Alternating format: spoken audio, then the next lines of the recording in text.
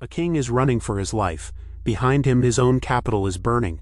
The palaces, the walls, the shrines of his ancestors, all of it going up in smoke. He has maybe 1,000 horsemen left, and an enemy general is driving him east, deeper and deeper, toward the edge of the known world. The year is 244.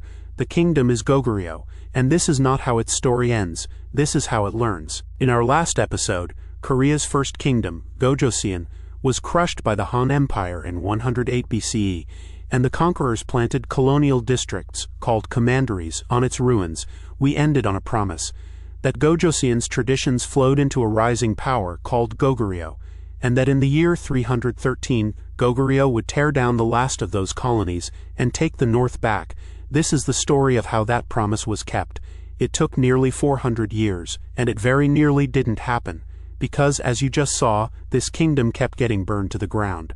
So here is the question that runs through everything. Why couldn't anyone kill Goguryeo? By legend it began with an egg. A princess is touched by a shaft of sunlight and gives birth not to a child but to an egg. A boy breaks out of it and grows into an archer so deadly that his name, Jumong, simply means the skilled archer. The jealous princes of his homeland, a northern kingdom called Buyeo, plot to kill him, and he flees south. Cornered at a wide river with no bridge, he cries out that he is the grandson of the river god, and fish and turtles rise from the water and lock together into a living bridge so he can cross. On the far side, by tradition around 37 BCE, he founds a kingdom, Goguryeo. That's the myth, and every miracle in it is legend, borrowed in part from an older tale told about Buyeo itself. Strip it away and historians find something quieter, but real. Goguryeo did begin here, among a people called the Yemek, in the narrow valleys of the middle Yalu River, today's border between China and North Korea, and it began not as one hero, but as a league of 5 warrior tribes. Its traditional birth year, 37 BCE, is the one founding date among Korea's early kingdoms that broadly lines up with the archaeology. The kingdom was real. Now look at where it was born, because that explains everything it became. This is mountain country. Steep ridges, narrow valleys, thin, cold soil, almost nothing you could call good farmland. A kingdom here faced a brutal arithmetic. It could never feed itself into wealth, let alone into power. Its neighbors had what it lacked: grain on the plains, salt and fish on the coasts, people. So Goguryeo took. Raiding brought in the harvest it couldn't grow. Conquest brought in the farmers and fishermen who paid tribute forever after. Every valley swallowed meant more food, more men, more soldiers, which made the next valley easier to swallow. For Goguryeo, war wasn't policy. War was the economy. And there was a second fact of its birth, just as important as the mountains. Goguryeo was born inside the shadow of an empire. Remember those commanderies from episode 1? One of them, Hwando, was planted right in this region, and Chinese records actually list Goguryeo as the name of a district inside it, before any kingdom existed. Then, in 75 BCE, the local Yemek peoples pushed so hard that the commandery physically picked up and moved west, out of their lands. Stop and think about that. Before Goguryeo even had a founding date, its people had already evicted a Chinese colony once. Resistance wasn't something this kingdom learned. It was the condition of its birth. The young kingdom's first great war was personal. Remember the princes of Buyeo, who by legend drove the boy Jumong into exile? That grudge outlived him. 2 generations later, by tradition in the year 22, Jumong's own grandson led an army north through the winter, and Buyeo's king, the very man said to have hunted Jumong, was killed in the fighting. Goguryeo didn't conquer Buyeo. Its battered, starving army barely made it home. But the rival that had loomed over it since birth was broken and split. The hunted had become the hunter. And watch what each victory actually bought, because this is the machine at work. When Goguryeo subdued the Okjo, fishing peoples on the eastern coast, it didn't just win a battle, it won a permanent income. Salt, fish, and cloth delivered as tribute year after year. Defeated peoples became taxpayers, their sons became spearmen. A kingdom of 5 horse-riding tribes, striking from a web of mountain fortresses, was quietly converting every neighbor into fuel. The man credited with hardwiring all this into a true state is Goguryeo's 6th king, and his title tells you how much he mattered. The chronicles call him Taeo, the grand progenitor, the founder, not Jumong, the 6th king, under his long reign, so long at a claimed 93 years, that historians suspect several reigns were later compressed into one. The 5 tribes were pulled under central royal command. The crown became hereditary in a single family, and foreign policy and the army answered to the king alone. A loose alliance of warlords was becoming a kingdom with a single will. And that kingdom now turned its full weight on the biggest prey of all, the Chinese commanderies themselves. For generations, Goguryeo fought them with a rhythm the chronicles make almost comic. Raid the frontier. When the empire hit back too hard, formally submit, send tribute, bow, wait, then raid again. It could afford this game. Its people were used to losing everything and rebuilding, while the empire had to defend a frontier far from home. Once, the chronicles claim, a Goguryeo prince even faked a surrender to lure a Han force to destruction. Each cycle, the colonies grew a little weaker, Goguryeo a little bolder, but there was a limit, because sometimes the empire sends a real army. Here's where the story turns. So watch the chessboard. By the 230s, China had shattered into 3 warring kingdoms, and one of them, Wei, ruled the north. Between Wei and Goguryeo sat a buffer, a warlord family holding the Liaodong frontier. Goguryeo's king made a cold, rational move. He helped Wei destroy that warlord in 238, expecting to profit. It worked, and it was a terrible mistake, because with the buffer gone, Goguryeo and Wei now shared a border. 4 years later, Goguryeo raided a Wei district near the mouth of the Yalu, trying to cut the land route linking China to its commanderies on the peninsula. It had just given a superpower a reason. In 244, the answer came. A Wei general named Guanchu Jian marched on Goguryeo with a hardened army. The Korean chronicle says Goguryeo won the opening clashes and grew overconfident. The Chinese record skipped straight to the rout. Both agree on the ending. The king's army was shattered, and when Goguryeo fell back on its ultimate insurance, the mountain fortress capital of Hwando, walls on a peak that cavalry could never touch, the Wei soldiers simply tied up their horses and climbed. Hwando fell. It was burned, its people killed or dragged off in chains. This is the burning city from the start of our story, and the king fleeing east with 1,000 riders, an enemy column hunting him toward the edge of the map. How the king got away at all is one of Goguryeo's most cherished stories, and one we can only half trust, because it survives in a single Korean chronicle written nearly 1,000 years later. As the tale goes, with the royal remnant cornered, a retainer named Nyu walked into the enemy camp offering surrender and a feast, and when the pursuing commander leaned in, Nyu drew a knife hidden among the dishes, killed him on the spot, and was cut down where he stood.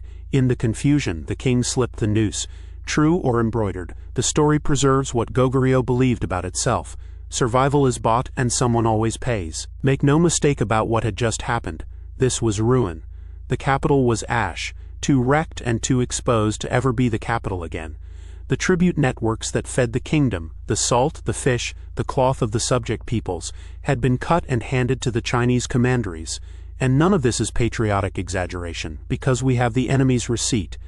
The Wei general carved his victory into a stone monument on the spot, and in 1905 archaeologists found a fragment of it. By every measure that can be carved in stone, Goguryeo was finished. And then, silence. After the catastrophe, Goguryeo all but vanishes from the Chinese records for roughly half a century. But this was not the silence of a corpse. It was the silence of a workshop. The court built new walls and moved the people and the shrines of the ancestors behind them. The armies reformed, and within a generation, the chronicles claim, the dead king's son ambushed a Wei force and cut it apart.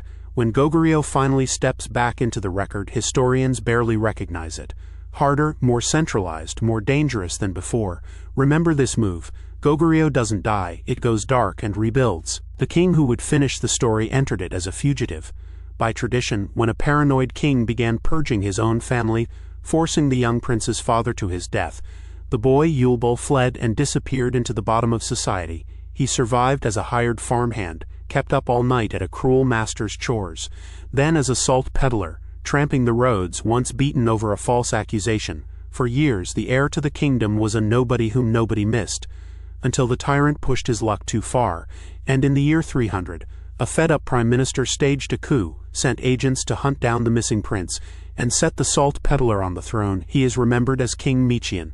Hold on to his name. Micheon inherited a rebuilt war machine, and history handed him the opening of 4 centuries. Because at exactly this moment China imploded.